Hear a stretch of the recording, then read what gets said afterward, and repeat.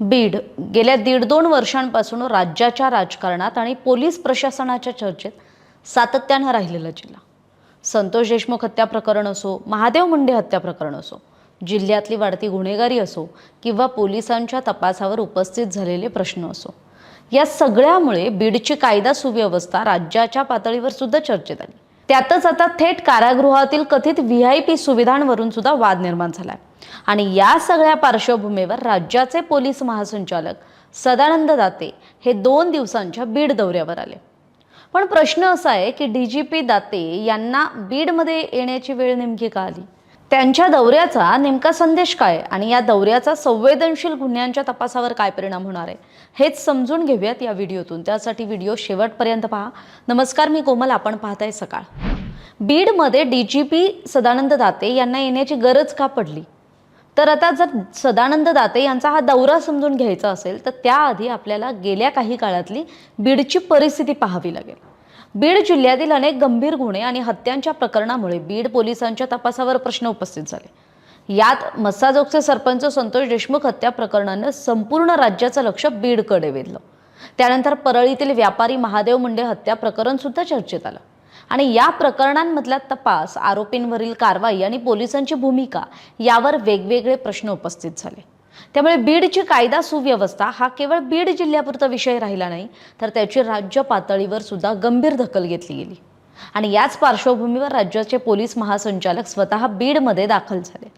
आता याच काळात बीड जिल्हा कारागृहातील कथित व्हीआयपी सुविधांचा मुद्दा सुद्धा समोर आला. म्हणजे संतोष देशमुख हत्या प्रकरणातला जो मुख्य आरोपी आहे वाल्मिक कराड याच्यासह काही कैद्यांना कारागृहात विशेष सुविधा दिल्या जात असल्याची तक्रार करण्यात आली.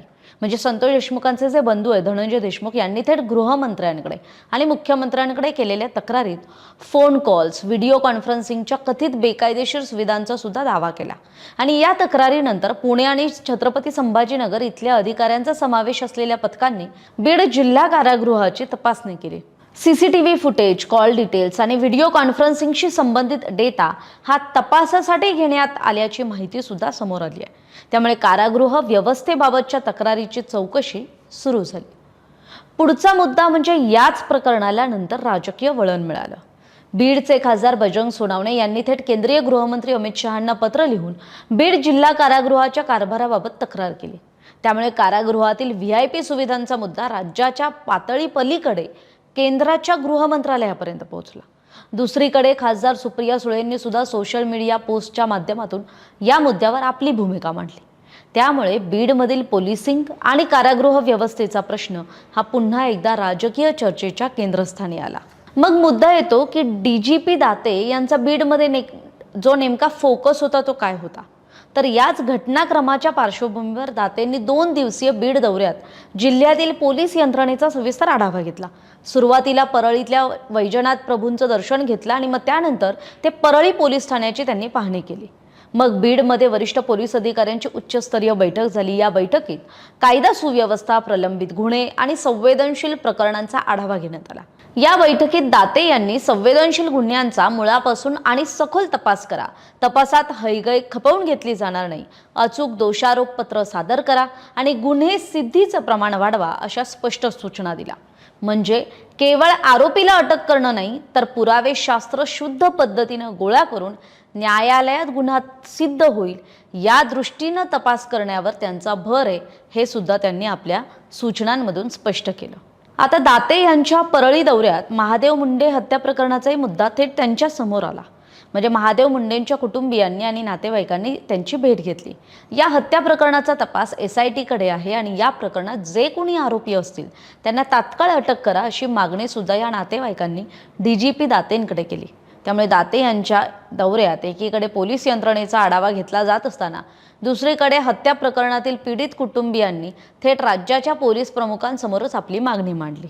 बरं, हे सगळं होत असताना महत्त्वाचं म्हणजे दाते यांनी केवळ त्रुटींवर बोट ठेवलं नाही, तर बीड पोलिसांच्या काही कामाचं कौतुकही केलं. म्हणजे पोलीस आपल्या बांधावर या उपक्रमातून ग्रामीण भागातील नागरिकांशी थेट संपर्क साधण्याच्या प्रयत्नांचं, उपक्रमाचं त्यांनी कौतुक केलं.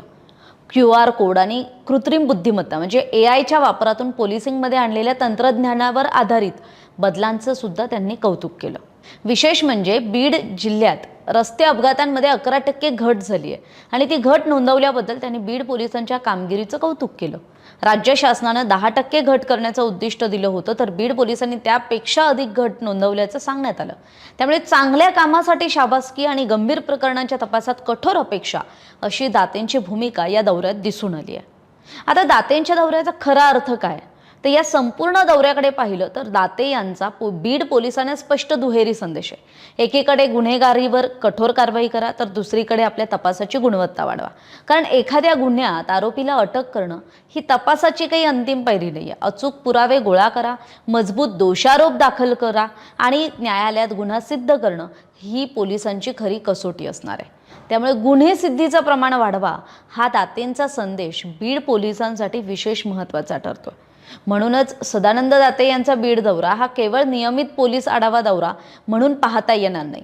त्याच्याकडे संतोष देशमुख हत्या प्रकरणाची पार्श्वभूमी आहे, महादेव मुंडे हत्या प्रकरणातील कुटुंबियांची मागणी आहे, वाल्मिक कराडला मिळणाऱ्या VIP सुविधांच्या तक्रारी आहेत आणि त्यावर सुरू झालेली कारागृहाची चौकशी आणि मग या मुद्द्यावर बजरंग सोनवणेंनी थेट अमित शहांकडे केलेली तक्रार.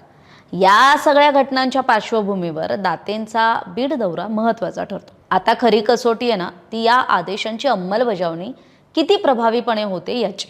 म्हणजे संवेदनशील प्रकरणांच्या तपासाला किती वेग येतो, महादेव मुंडे हत्या प्रकरणात पुढची कारवाई कधी होते आणि सर्वात महत्त्वाचं म्हणजे बीड पोलिसांवरील प्रश्नचिन्ह दूर करून सर्वसामान्य बीडकरांचा पोलिसांवरील विश्वास पुन्हा मजबूत करण्यात पोलीस दल किती यशस्वी होतं.